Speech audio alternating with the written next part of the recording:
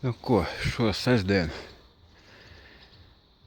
neķeram zivis, bet atrodamies pie jūras, var teikt, atpūšamies.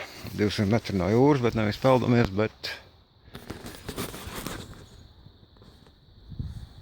nodarbojamies ar šitādu te mašīnu,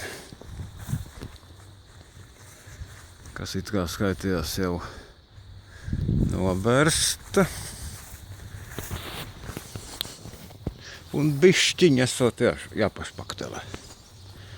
Nu, tad pagaidām ir ar to pirmo kārtu, ja nevi kādu pāris kilogramu laikam aizgājuši. Un kādas 6 stundas bersts. Bet tas nav pat puses vēl. Tā kā kādu krāsošanu pat līdz gruntēšanai šodien netiks, tas ir skaidrs.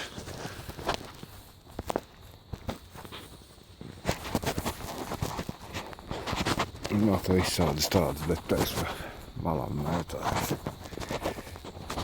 Ar vēl jātais un jāgatavo un jāšpaktelē un viss pārējais. Tā kā tā. Nekāda jūra, nekāda brekši. Ugunsdzēsēja mašīnas 230.